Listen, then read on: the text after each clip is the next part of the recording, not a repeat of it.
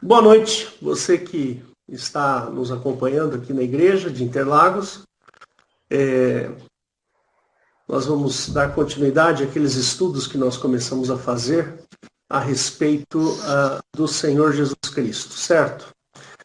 E se você, porventura, chegou aqui através do YouTube ou das redes sociais, queria que você soubesse que nós somos uma igreja, nos reunimos, por enquanto, apenas de modo remoto. Nós não temos ainda um local por causa da pandemia, mas tão logo a pandemia se resolva e nós vamos ter o nosso lugar de novo. Meu nome é Hélio e eu sou pastor desta igreja. Hoje nós vamos dar continuidade aos estudos que nós estamos fazendo a respeito do Senhor Jesus Cristo. Queria que você fechasse seus olhos um minutinho para que a gente pudesse fazer uma breve oração e podemos começar a fazer esse estudo. Senhor Jesus, nós te agradecemos por esta noite, pedimos, Pai, a tua bênção, pedimos, Senhor, o teu cuidar em nossas vidas e que, Senhor, o Senhor possa falar aos nossos corações nesta noite, ensinar as nossas vidas, porque sabemos que o mundo jaz no maligno, mas o Senhor venceu a morte e nos deu a vida eterna. E nós te louvamos e te agradecemos por isso. Em nome de Jesus. Amém. Muito bem. Eu tenho falado aqui, deixa eu só dar um ajustezinho melhor aqui. Acho que tá bom. Eu tenho falado aqui, nesses estudos de terça-feira, a respeito do Senhor Jesus. Justamente porque nós vivemos uma época em que temos a impressão que Jesus está para voltar muito em breve, por causa dos sinais que nós temos visto. Principalmente essa pandemia, ela é um sinal do retorno de Jesus. Nós estamos vendo coisas acontecendo que está na Bíblia e foi devidamente profetizado. Não no sentido de adivinhação do futuro, mas para que a gente se preparasse. A profecia é uma advertência que Deus dá à igreja, para que a gente se prepare. Então, é assim que nós estamos fazendo. Eu tenho falado aqui que lá em Apocalipse capítulo 13, tem um versículo lá interessante que ele fala de engano. E eu tenho me apegado a essa palavra engano. E eu tenho constantemente falado para a igreja que só é enganado quem não sabe a respeito daquele assunto.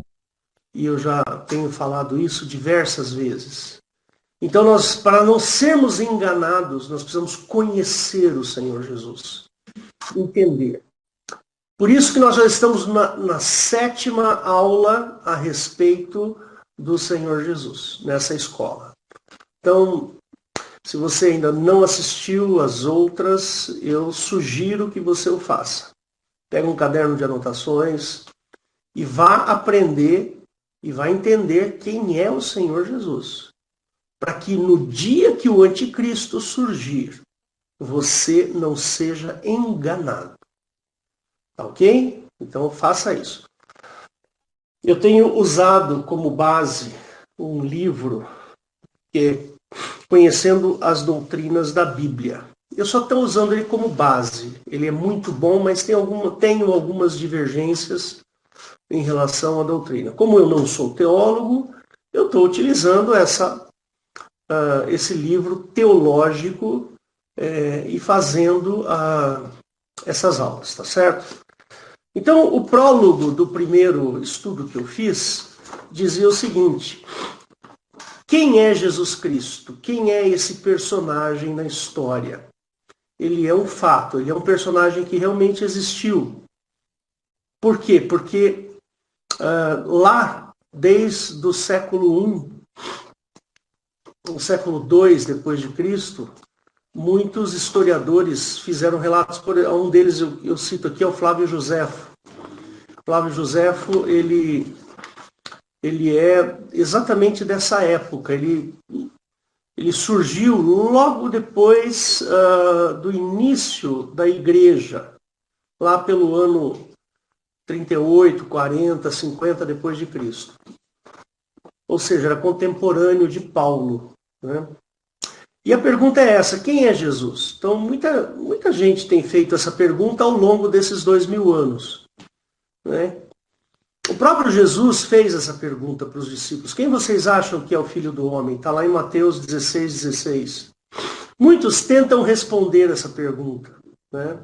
Mas o melhor lugar para a gente saber essas respostas está na nossa Bíblia, que é o nosso manual de fé. É lá que nós encontramos, né, toda a doutrina cristã e também os fatos históricos, né? Por quê? Porque o Novo Testamento ele foi escrito por pessoas que presenciaram os fatos. Então, a Bíblia, além dela ser um manual de fé, ela também é um relato histórico, né? Alguém poderia falar assim, sim, mas alguém foi lá e escreveu toda essa história e enganou um monte de gente. Pode. Alguém pode falar isso mesmo. Mas por que uma teoria tão fundamental com relação ao amor de Deus para conosco seria baseado numa mentira? Qual seria a intenção deste escritor em escrever mentiras? É meio suspeito esse pensamento. É meio esquisito. Por que alguém faria isso? Por que alguém enganaria as pessoas? Eu não acredito nessa teoria. Eu acredito que realmente aconteceram os fatos, ocorreram, o Senhor Jesus realmente aconteceu, ele realmente esteve lá naquele momento, ele falou para aquelas pessoas, ele falou a respeito de si mesmo, ele falou a respeito de um Deus que amava. Então, por que basear isso em mentiras? Não faz sentido, não é? E os historiadores, por que os historiadores iriam escrever sobre o evento? Fica meio esquisito, né? Então, é um fato, eu creio nisso, eu entendo que é um fato, a existência do Senhor Jesus, né? Então vamos lá. A expressão filho do homem, ela é... Essa é minha filha que acabou de chegar, tá bom? A expressão filho do homem, ela é uma expressão importante dentro da Bíblia, né? Principalmente no Novo Testamento. O que significa filho do homem? Significa nascido do homem, né? Ou que veio do homem, né? E Jesus recebe, aliás, ele se auto-intitula. E eu tenho um estudo aí que fala sobre isso. Depois você procura lá. É um desses 7 aí. Por que Jesus se intitula Filho do Homem? Tem um significado maravilhoso. Maravilhoso. Se você ver o estudo que eu fiz aí, você vai ver como é bacana o fato de Jesus se intitular Filho do Homem. Ele também recebe o título de Filho de Deus, ou seja, nascido de Deus, né? Então, esses títulos revelam a natureza de Cristo, né? E tem um detalhe também: Jesus, ele nunca é chamado de um filho de Deus, né? Um filho, ele é chamado de o Filho de Deus. Jesus, ele não deixa dúvidas com relação a isso, né? Quando ele fala do Pai, ele fala de uma maneira muito interessante. Se você ler lá o Evangelho de João, você vai perceber como Jesus tem um relacionamento interessante com o Pai. Você percebe? Jesus se relaciona com o Pai de uma maneira única. Não existe na história da humanidade ou de qualquer religião esse relacionamento que Jesus tem com o Pai. é de uma maneira única. Você vai ver lá Jesus falando assim, eu e o Pai somos um. Tudo que eu faço, meu Pai faz igual. Tudo que o Pai faz, eu faço igual. Né? Eu e o Pai somos um. Essas afirmações são tremendas. Você não vê isso em outro lugar. Né? Esse relacionamento de Jesus com o Pai é realmente marcante. Agora nós vamos fazer, esse é o último estudo, né, que eu pretendo fazer sobre esse assunto. E nós vamos falar sobre um pouquinho a obra de Jesus. Né? A obra ela é muito interessante, ela é muito... Daria para a gente discutir aqui muitas coisas, mas eu quero focar em 3 coisinhas importantes aqui. Sobre a obra de Cristo. A morte, a ressurreição e a ascensão de Cristo. Né? Então eu vou falar um pouquinho. Eu já preguei sobre corpo, alma e espírito, morte e tudo mais. Então eu não pretendo aqui repetir aqueles assuntos lá. Eu quero fazer um outro tipo de abordagem que você vai me entender daqui a pouco. Tá bom? Se você quiser saber um pouco mais sobre corpo, alma e espírito, sobre a morte, eu tenho aí em algum lugar um estudo, aí no YouTube você vai encontrar algum estudo meu que fala sobre corpo, alma e espírito e ressurreição. Então, vamos falar um pouquinho da morte. Esse evento da morte de Jesus, né, quando Jesus ele é pregado na cruz, que é uma morte por tortura, né? O Senhor Jesus foi torturado. Não é simplesmente uma morte digna, é uma morte indigna. Tudo bem que nenhuma morte é algo assim legal, né? Mas, por exemplo, uma pessoa que está à beira da morte num hospital, ela está lá sendo tratada, ela está sendo cuidado, está tendo os paliativos, a pessoa está com a dignidade lá, naquele momento. Se ela sente dor, o médico corre lá, aplica um remédio. Percebe? Então a gente costuma dizer que esse tipo de morte é uma morte digna, tem dignidade nessa morte. Percebe? Imagina uma pessoa bem de idade, um senhor de, sei lá, 80 anos, que está lá perdendo as suas faculdades, perdendo... Eu lembro do meu sogro, ele foi muito bem tratado nos momentos finais. Ele estava ali no hospital, estava bem tratado. Ele estava, assim, tranquilo, porque ele sabia que ia para o Pai. Eu lembro disso. Eu fui uma das últimas pessoas, se não for a última pessoa que conversou com meu sogro, fui eu.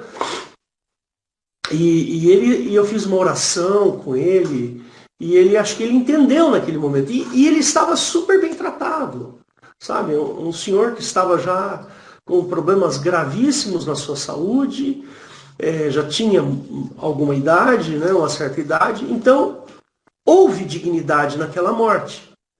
Ele não morreu em qualquer lugar, de qualquer maneira. A morte do Senhor Jesus foi indigna. Jesus foi exposto publicamente. Ele sofreu, bateram, cuspiram, ele perdeu a dignidade ali. Muita gente vê figuras, né, de Jesus Cristo com lencinho nas suas vergonhas lá. Ele com certeza estava totalmente exposto, inclusive sem roupa, nu. O que era, para o judeu, uma vergonha incomensurável. Percebe? Um sujeito morrer exposto daquele jeito. A morte de cruz foi uma morte horrorosa. Uma coisa assim com crueldade extrema. A pessoa ali, quando ela fica com os braços muito tempo abertos, ela perde a capacidade de respiração. Furaram as suas mãos ou o punho e os pés, então o sangue ia saindo, ia entrando ar pela mão, né? E o sangue ia escorrendo pelos pés. Ou seja, houve muita dor e sofrimento naquele momento. Percebe? Então, a gente costuma dizer que o evento e a doutrina mais importante do cristianismo se dá na seguinte frase: ele morreu pelos nossos pecados. 1 Coríntios capítulo 15, verso 3. Aliás, eu sugiro que você leia capítulo 15 todo de 1 Coríntios, que ali fala muito sobre ressurreição, que vai ser o próximo assunto aqui, daqui a pouco.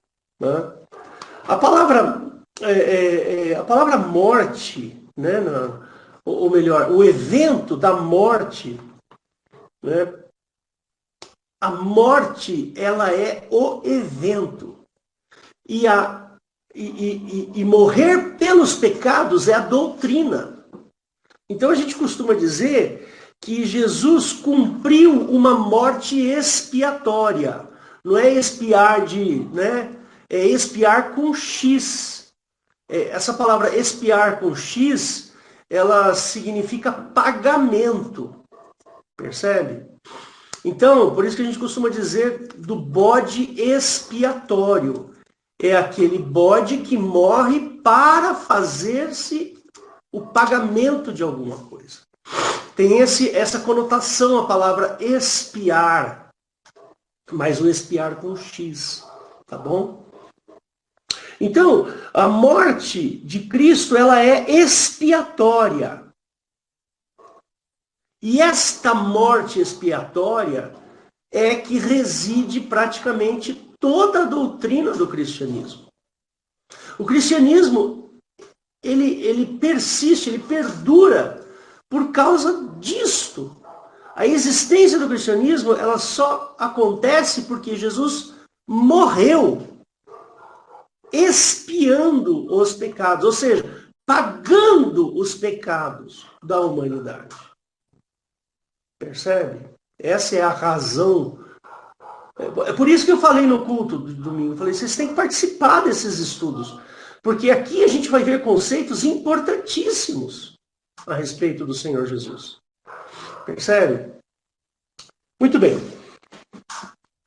A gente precisa entender que morte é o evento mais temido do ser humano. Ninguém quer morrer.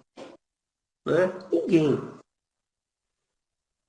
Então, e outra, ela tem significados horríveis, horríveis.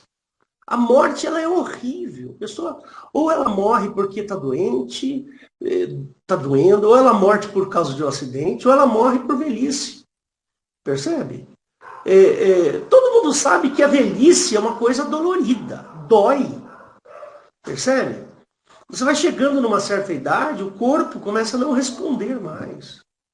Eu fui hoje numa farmácia para comprar algumas coisas que eu estava precisando, e quando eu cheguei lá, tinha um senhor que eu conhecia. Ele não me reconheceu, por causa, provavelmente, da idade dele. Mas eu conhecia. Aquele senhor, ele estava assim, com essa parte do braço aqui, toda machucada, porque ele caiu. Percebe? E estava assim, tinha rasgos, tinha cascas de feridas, e o braço estava todo roxo aqui. E você olha, eu olhei assim para ele, eu vi aquela pele fina. Sabe a pele fina de uma pessoa mais velha, que já não oxigena muito bem? Percebe? Isso é velhice. Ninguém quer ficar velho. Percebe? O único que quer ficar velho é o adolescente, né? O adolescente quer ficar velho para chegar logo e poder fazer as coisas que os adultos fazem. É só isso. Agora, nós que já temos uma certa idade, e se eu pudesse voltar no tempo, se eu pudesse... Não existe isso, é horrível. Né? Se você quiser leia lá em Provérbios, ele fala um pouquinho sobre a vaidade da vida. Né? Em Provérbios, eu falei Eclesiastes, né? Provérbios ele fala sobre a vaidade da vida. Né? Então, a gente pode dizer que a morte tem significados doloridos, pois quem morre sofre, e quem fica sofre também. Percebe? A morte é só sofrimento, mais nada. Desculpa falar desse jeito, é ruim até, mas eu preciso ensinar isso para vocês. Né? A morte foi criada, olha só que interessante, por causa do pecado. como consequência da desobediência a Deus. Isso está lá em Gênesis 2, capítulo 2, versos 16 e 17. Eu vou abrir aqui para vocês, tá? Só um segundinho, que eu vou abrir aqui. Gênesis... Espera só um minuto, hein? Que eu sou meio lerdo aqui nesse negócio. Agora sim. Agora vocês estão vendo aí, certo? Então, deixa eu aumentar a letrinha aqui. Pronto. Então, vamos lá. Em Gênesis, capítulo 2, versos 16 e 17. Então, ele fala assim, olha. E ordenou Jeová, Deus, ao homem, dizendo, de toda árvore do jardim comerás livremente. Mas da árvore do conhecimento do bem e do mal, dela não comerás. Porque no dia em que dela comeres, certamente morrerás. Então, a morte, ela só existe por causa da desobediência. Se não houver a desobediência, a morte não ocorreria. Percebe? O homem estava no meio do jardim. Espera só um minuto que eu vou voltar aqui. Aqui, pronto. Se não houvesse desobediência, a morte não teria sido criada, né? E a morte ali, ela tem uma conotação de coisa muito ruim, né? Muito ruim. A gente vai ver mais alguma coisa daqui a pouco. Lá em Romanos 5, 23 e 6, 23, tá? A gente percebe claramente que a morte tem a ver com pecado. Vamos abrir lá? Vou lá para mostrar para vocês. Vamos lá. Isso aqui é uma aventura, viu? Vamos lá. Vamos partilhar. Romanos. Aqui, Romanos. Vamos lá eu falei 5:23, né? Eu acho que é isso mesmo. Deixa eu ver. Com certeza aqui. Não, é 4:23. Eu não tenho errado, hein? É isso aí.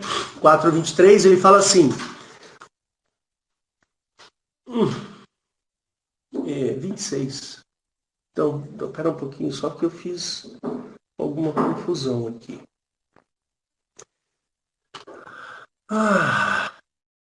Tá vendo que a idade é um problema, né?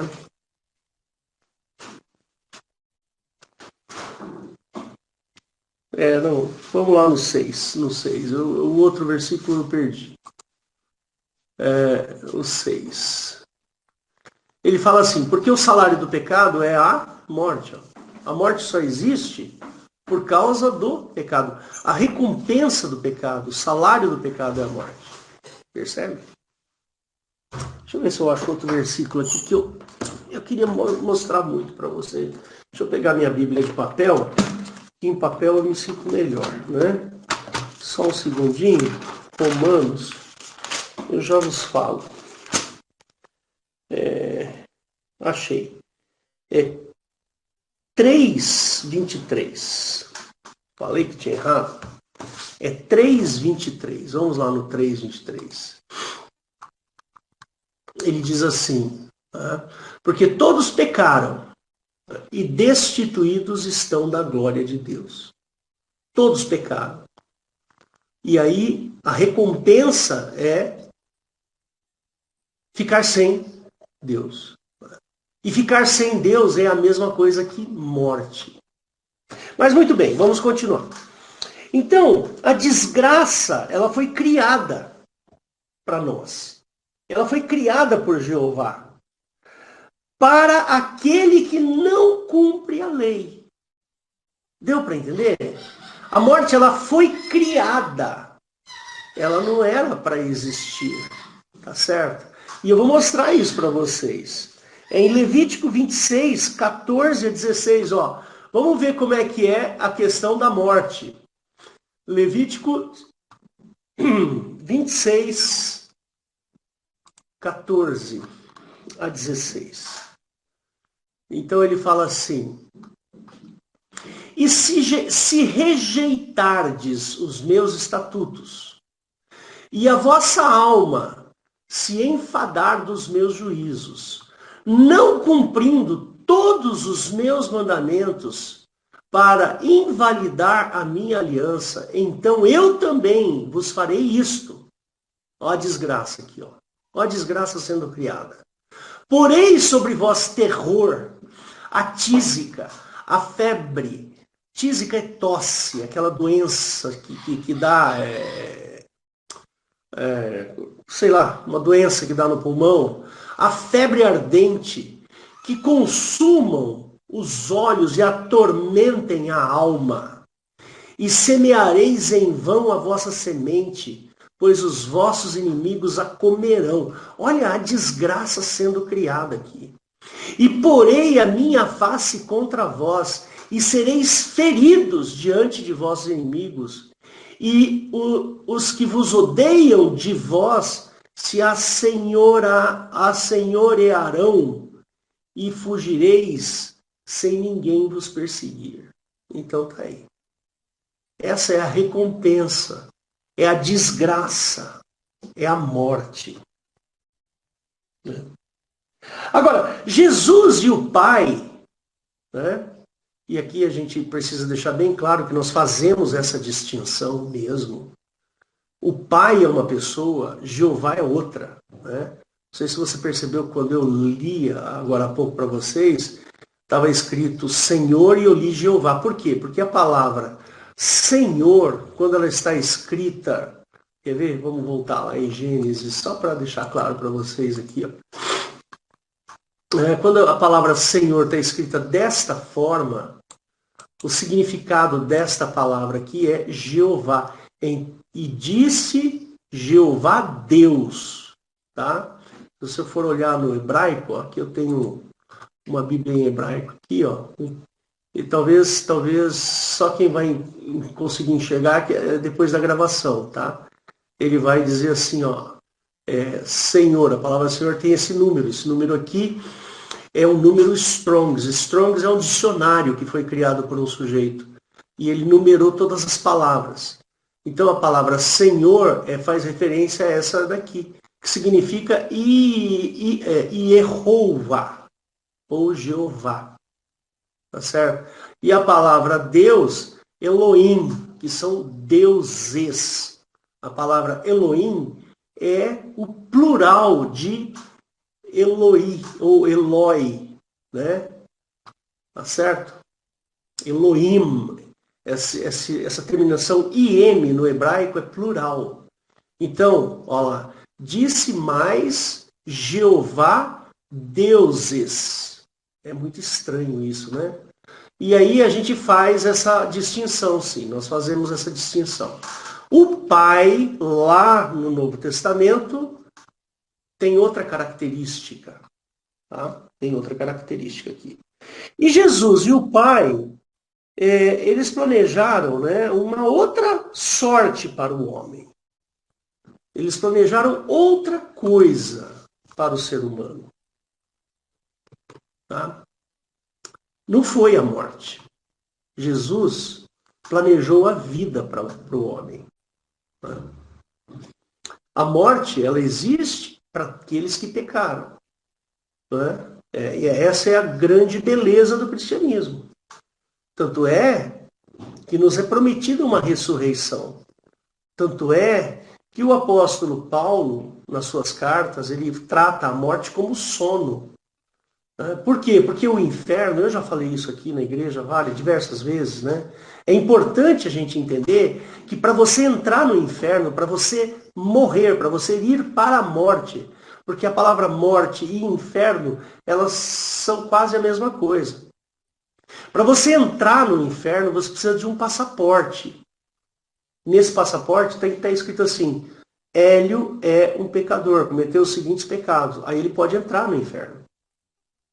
Por isso que Jesus teve que ressuscitar. O inferno não conseguiu receber Jesus. Por quê? Porque ele não tinha pecado. E só pode entrar no inferno quem tem pecado. Então ele seria um estranho no ninho, né? Ali naquele lugar. Ele não podia entrar no inferno. Jesus não podia morrer. Ele não tem pecado. E por que ele morreu? Percebe? Muito bem. Continuando aqui, né? Jesus tinha um outro plano. Quer ver que interessante qual é o plano de Jesus, o plano do Pai e de Jesus para o homem? Eu vou mostrar aqui para você. Que é muito legal. É muito jóia isso. Está lá em Lucas, capítulo 9. Vamos lá, capítulo 9. Anota isso, viu? Eu sugeriria que você anotasse, porque é muito interessante. Versos de 51 a 56. Né? Ele fala assim, quer ver? Ele fala assim: E aconteceu que, completando os dias para a sua assunção, manifestou o firme propósito de ir para Jerusalém e mandou mensageiros adiante de si, e indo, eles entraram em uma aldeia de samaritanos para lhes preparar para a pousada. Mas não o receberam, pois o seu aspecto era como de quem ia a Jerusalém. Ou seja, eles estavam paramentados, né? E os seus discípulos Tiago e João, vendo isso, disseram: Senhor, queres que digamos que desça fogo dos céus e os consuma, como Elias também fez? Voltando-se, porém, repreendeu-os e disse: Vós não sabeis de que espírito sois, porque o Filho do Homem não veio para destruir as almas dos homens, mas para salvá-las. Esse é o plano de Cristo. Percebe? Jesus ele não revidou como Jeová faria lá. Lá Jeová revidaria caso não se cumprissem os seus estatutos. Vai lá depois, lê de novo. Levíticos 26, 14 a 16. Jesus não toma essa mesma atitude de revidar pelo fato de não ter sido recebido. E ainda dá uma lição para os seus discípulos. Olha, Jesus, ele não veio para destruir nada, não. O Filho do Homem não veio para destruir nada. Vocês estão enganados. Eu não sou Jeová. Eu não estou aqui para destruir, eu estou aqui para salvar. Era isso que Jesus estava falando. Agora vem um ponto bastante interessante. Talvez eu não consiga, tá, irmãos, falar tudo o que eu preciso falar hoje. A gente estende para a próxima semana. Mas uma coisa que é muito interessante, que as pessoas normalmente não entendem, né? Elas não entendem algumas coisas. Quando a gente usa o termo paz, né? A palavra paz, quando eu digo assim, o Brasil está em paz, né? Então, a palavra paz, normalmente, ela está associada ao cumprimento de determinadas regras. Percebe? Se você cumpre determinadas regras, você fica em paz. Se você não as cumpre, se você cai à margem da legalidade, a sua vida vai ser um inferno, vai ser uma desgraça. Por isso que Melquisedeque, né, Melquisedeque lá no Velho Testamento, ele era considerado Deus de paz. Deus não, desculpa, rei de paz, né? Então, o que as pessoas não entendem é o seguinte: Jesus, ele é a nossa paz, mas não por causa da lei, mas por causa do livramento nosso da morte. Lá no Velho Testamento, o cumprimento da lei gerava paz. Esse é outro conceito. Percebe? E a legalidade, ela deveria gerar paz. A legalidade do Velho Testamento. Ela deveria ser alguma coisa de paz. Mas ela acabou se levantando como um muro. Está lá em Efésios 2,14. Ela é um muro de separação. Por quê? Porque a lei proposta no Velho Testamento, ela é impossível de ser cumprida. Só uma pessoa conseguiu cumprir. Percebe? E essa pessoa é Jesus. Ele cumpriu a lei. E aquilo que deveria ser A paz gerou a morte, e a morte de cruz de Cristo. Ou seja, Jesus deveria estar em paz. Tá certo? Por quê? Porque ele cumpriu a lei, mas não.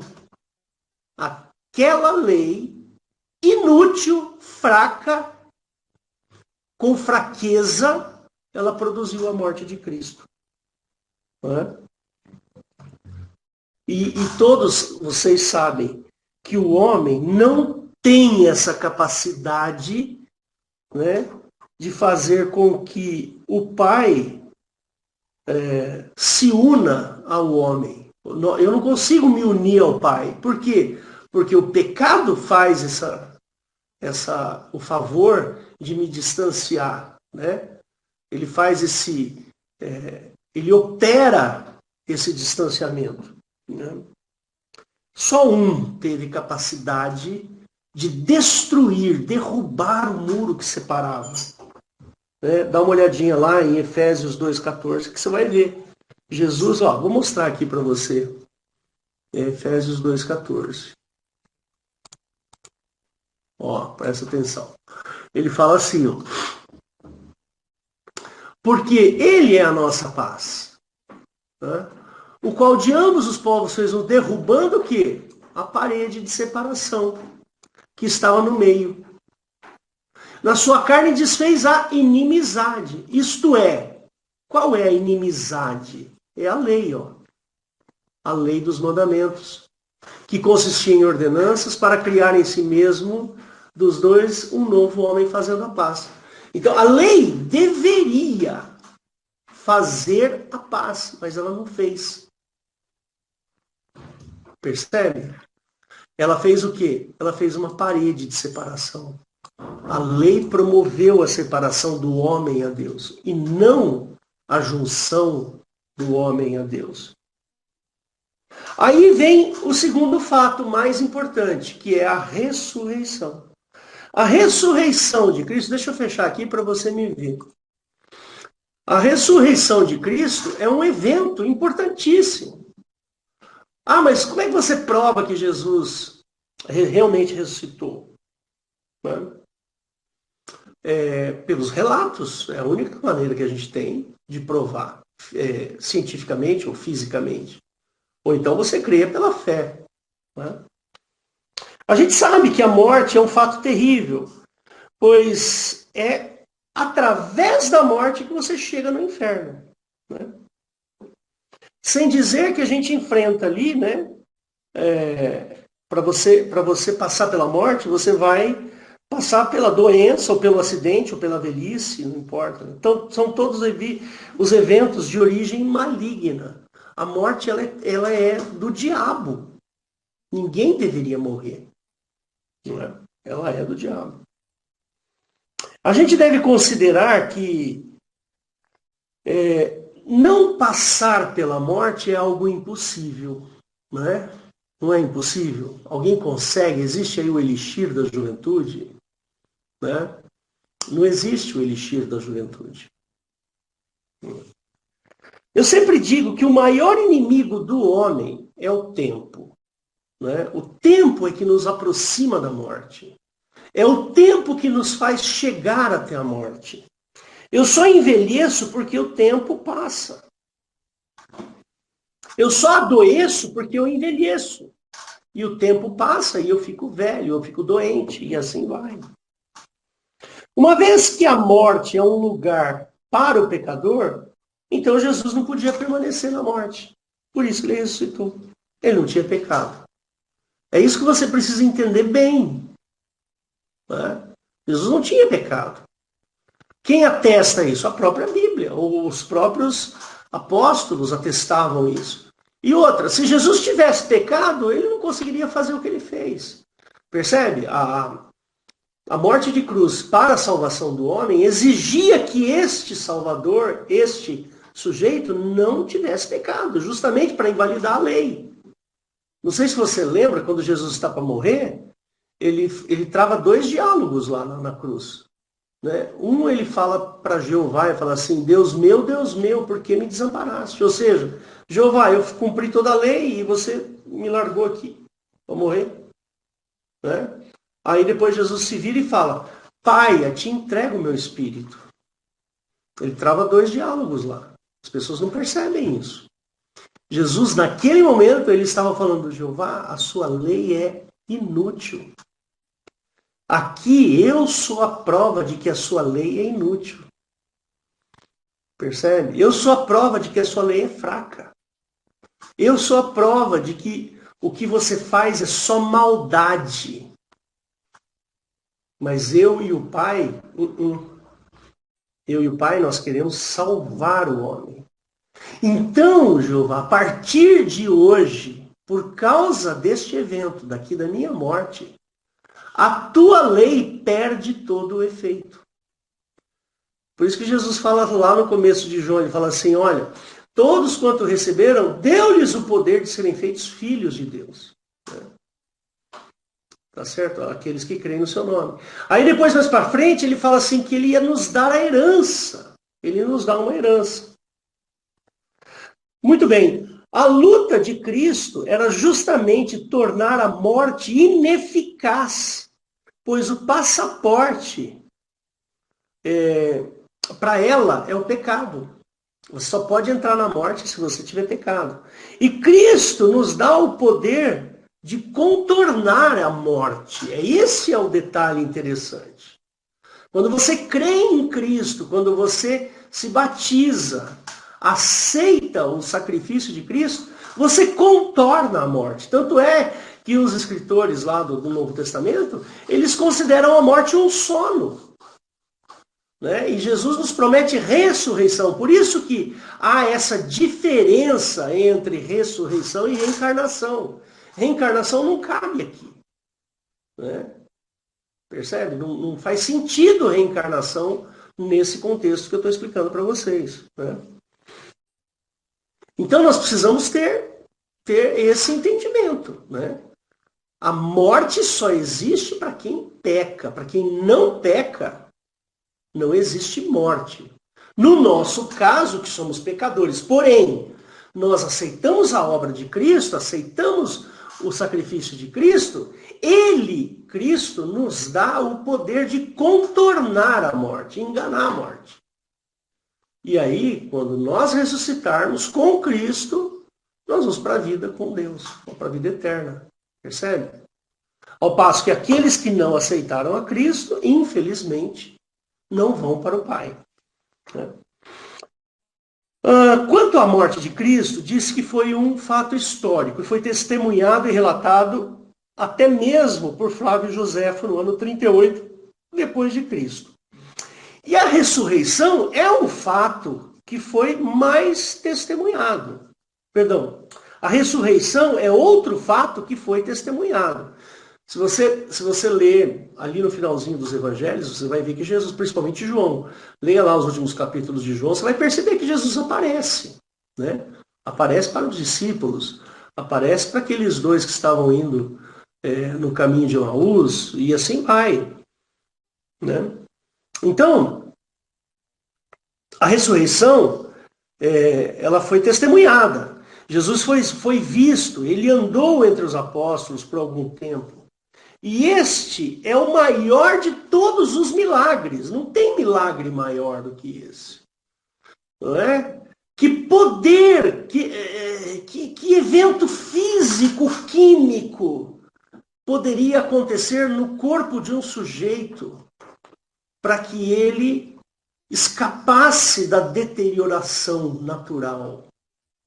Percebe? Jesus, quando morreu, ele foi para um túmulo. E lá, quando a pessoa é colocada num túmulo, espera-se que o corpo deteriore, apodreça, né? Vocês já sabem disso. Mas o corpo de Jesus não. Que força física e química tem nesta ideia, nesta doutrina, de parar todos os efeitos físico-químicos dentro de um corpo? Percebe? É interessante, é de se pensar, né? É de se pensar. Muito bem. E esse é o maior de todos os milagres. Todo o cristianismo está baseado neste fato. né, no fato de Jesus ter sido morto e ressuscitado. E o terceiro fato é ascendido. Né? Está em 1 Coríntios 15, 20. Depois você leia o capítulo todo de 1 Coríntios 15, tá? É muito legal. Leia com cuidado, pegue 2 traduções ou 3 traduções e vá lendo, interpretando, entendendo cada verso. É um exercício importante para o cristão. Fazer esse estudo do capítulo 15 para te dar um entendimento mais robusto sobre a ressurreição. Né? Tá certo? Os judeus, né, até tentaram destruir. Não, peraí, eu tinha que falar uma coisa antes. Isso. Como pode ser explicada a ressurreição de alguém? Como? É essa história que eu falei para vocês. Como é que a gente poderia ter reações físico-químicas que livrasse o corpo de uma pessoa de deterioração? Né? É estranho isso. Né? Como refutar o testemunho daqueles que andaram com Jesus depois da ressurreição? Como? Não dá. Os judeus até tentaram fazer isso, mas não existia um corpo morto de Cristo para ser apresentado. E falar assim, olha aqui, ó, o Cristo que vocês falaram que ressuscitou, está aqui o corpo dele, ó. Está aqui, ó. Dá uma olhada. Eles não conseguiram achar o corpo de Cristo. Né? Mas o corpo vivo, esse sim foi encontrado. Né? Os apóstolos viram o corpo vivo do Cristo crucificado, que tinha sido morto há poucas horas antes. Né? Sei lá, 24, 30 horas antes. Então, os judeus tentaram, mas não conseguiram. Mas o corpo vivo foi encontrado. E o povo viu esse corpo. O povo viu a pessoa de Jesus. Viva. Ele não estava morto mais. Num período de aproximadamente 2000 anos, muitos tentaram abafar o cristianismo. Mas o evento histórico foi tão marcante que não foi possível suprimi-lo. Ninguém conseguiu suprimir esse evento histórico. O evento da ressurreição de Cristo, que dá ao homem a oportunidade de deixar a escravidão da carne, deixar o pecado e participar da herança de Cristo. Nós somos herdeiros e co-herdeiros com Cristo. A ressurreição de Cristo, ela constitui a prova e a certeza de que imortalidade existe. Eu posso alcançar a imortalidade. Porque a mortalidade, ela existe para aqueles que pecam, a imortalidade para aqueles que não pecam. Ora, se eu tenho culpas de pecados e o Senhor Jesus as paga para mim, então minha conta está zerada. Esse é o raciocínio. A ressurreição de Cristo é a prova da imortalidade. Leiam depois 1 Tessalonicenses 4,14, 2 Coríntios 4. Ixi, acho que eu anotei errado, hein? Deixa eu ver. Espera aí. Só um segundinho. Deixa eu dar uma olhadinha aqui se eu anotei errado.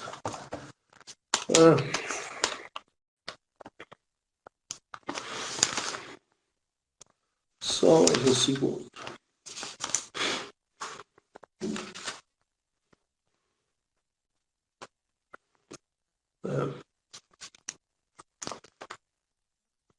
Tá certo. Então não anotei errado, não. Tá certinho. Então vou repetir aqui para você. 1 Tessalonicenses 4,14, 2 Coríntios 4,14 e João 14,19. Aí você vai ter a certeza da imortalidade ali. Sobre a forma, né, da ressurreição. Essa forma. Como é que vai ser o formato dessa ressurreição? Eu não vou discutir aqui com vocês, porque a gente já estudou bastante sobre esse assunto. Mas eu garanto para você que a forma como nós vamos ressuscitar é igual à forma que Jesus ressuscitou. O jeitinho que Jesus ressuscitou foi como? Foi daquele lá, que a gente conhece pelo Evangelho. Assim será a nossa ressurreição. Tá bom? Leia 1 Coríntios 15, lá você vai ter bastante informação. Eu estou com o tempo acabando, mas eu vou acelerar aqui, tá? Para a gente poder esgotar todo esse assunto hoje. Então, a primeira foi a morte, a segunda a ressurreição, agora eu vou falar da ascensão de Cristo. A ascensão de Cristo, quando Jesus sobe e vai para o Pai, isso tem um significado importantíssimo para a gente. Tá? Não é uma coisinha, um eventozinho simples, não. Ela define muita coisa na vida do cristão, define muita coisa na doutrina cristã. Então, a ascensão, ela nos ensina que Jesus, ele foi feito para esse propósito, nos salvar. Jesus é para nós. Ele não é para ele mesmo. Não é para ninguém mais. Jesus, ele é para a gente. Ele foi naquela cruz para a gente não ter que ir, para nós não termos que ir. Essa é a questão toda. Então, a ascensão, ela nos ensina algumas coisas. Então, vamos lá. Primeiro, leia depois em Atos 1, 9, você vai ver que Jesus mostra que ele é celestial. Então, aqui eu vou colocar, não sei quanto, 1, 2, 3, 4, 5, 6, 7, 8, 9, 10, 11, 12 pontos. Então, o primeiro deles é, Jesus é celestial. E pelo fato de Jesus ser celestial, está em Atos 1, 9, ele subiu e foi recebido pelo Pai. Né? E isso está em 1 Timóteo 3,16. Anota aí, ok? E Jesus nos envia também, né? A ascensão de Cristo provoca a descida do Espírito Santo. Eu vou para o Pai, mas não vos deixarei órfãos. Vos darei outro Consolador, que ficará convosco. Né? Que ficará convosco. Esse é o segundo ponto. Pelo fato dele subir, o Espírito Santo vem, desce. Terceiro, ele recebe todo o poder que outrora estava nas mãos de outro. Em Mateus 28, 18. Né? É-me dado todo o poder no céu e na terra. Antes ele não tinha esse poder. Percebe? O poder saiu das mãos de alguém e foi para as mãos de Cristo. Por causa da morte e da ressurreição. E o fato dele subir, ele sobe porque ele tem todo o poder. Jesus Cristo, ele é feito soberano na ascensão. Olha que interessante. Quando ele sobe e o Espírito Santo desce, ele se torna o cabeça de todo homem. Isso está em 1 Coríntios 11, verso 3. É interessante, né? Outro ponto. Ele é soberano porque ele é a cabeça de todo o poder e autoridade. Então ele é do homem e ele é também poder, ele está acima de todo o poder e autoridade. Isso está em 1 Coríntios, perdão, falei errado, é Colossenses 2, verso 10. Colossenses 2, verso 10. Jesus, né, outro ponto, ele é soberano, pois ele é autoridade no mundo invisível e no mundo dos homens. Não é? Ele passa a ser uma autoridade. Só que o reino dele não é daqui. Percebe? Ele só reina aqui na terra para a sua igreja. Jesus só reina na terra para a igreja. Mas ele tem toda a autoridade? Em todos os lugares da terra tem. Mas ele exerce? Não. Só exerce a autoridade dele na igreja. Então você vai ver essas informações que eu acabei de falar em 1 Pedro 3, 22, em Romanos 14, 9. Então 1 Pedro 3, 22, Romanos 14, 9. Filipenses 2, 10 e 11. Filipenses 2, 10 e 11. Mais um ponto. Ele é soberano porque Deus o colocou sobre todas as coisas e é a cabeça da igreja, como eu falei para vocês. Isso está em Efésios 1, verso 22. Já estou acabando, fica tranquilo aí que mais uns 3 minutinhos eu termino, tá? Outro ponto interessante é que ele, o Senhor Jesus, a ascensão de Jesus até o céu, torna Jesus preparador do caminho para a gente chegar lá. Então o Senhor Jesus, quando ele sobe e vai para o Pai, ele termina de fazer o caminho. Olha, quando eu morrer e ressuscitar, eu vou para o Pai. E quando vocês morrerem e ressuscitarem, vocês vão para o mesmo caminho que eu. Não é legal? Muito bom. Isso está em João capítulo 12, 26, anota aí. E Lucas 1, 76, é um capítulo bem longo mesmo, tá? Ele vai preparar o nosso caminho. Jesus prepara o caminho. Outra coisa, o fato dele ascender, né? Ascender de ascensão, né? De ascender de ligar o pavio, né? De apertar o botão, não. Ascender é de subir, né? Quando ele ascende, ele nos faz assentar em lugares celestiais. Olha que legal. É o que está lá em Efésios 2,6. É muito bom isso, né? É muito bom. Ele faz com que essa, vamos dizer, essa figura de linguagem seja uma realidade. Hoje nós estamos assentados em lugares celestiais, ou seja, nós estamos numa posição de destaque espiritual. É isso que ele está dizendo. Não é uma figura de linguagem, estou assentado em lugares... Não, ele está dizendo assim, olha, eu morri, ressuscitei, eu estou dando para você a minha herança. Ou seja, o que você tem de herança é a mesma que eu tenho. Então, ele nos faz assentar em lugares celestiais, ou seja, ele nos coloca numa posição de destaque. É isso que ele está falando, espiritualmente falando, né?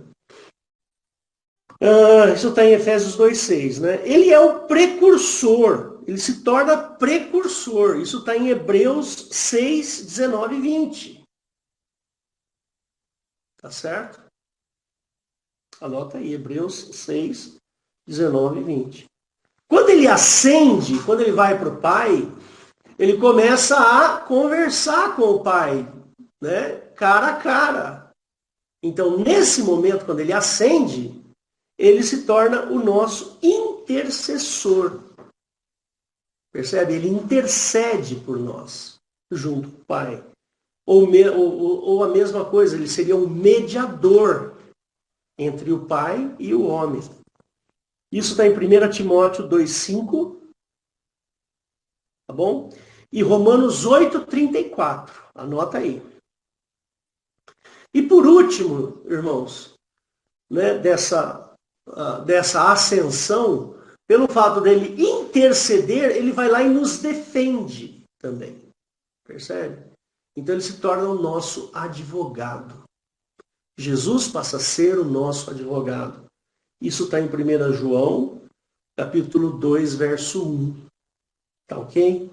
Então, irmãos, vocês percebem como é importante a gente entender essa mecânica toda da obra de Cristo. A obra de Cristo, ela é perfeita. As engrenagens, elas se conectam. Tudo isso por nossa causa. Para que nós tivéssemos acesso ao Pai.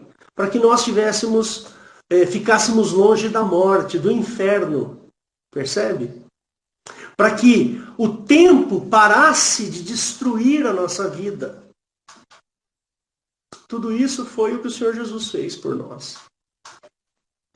Então eu termino aqui essa série com 7 estudos que eu fiz a respeito do Senhor Jesus e a sua obra.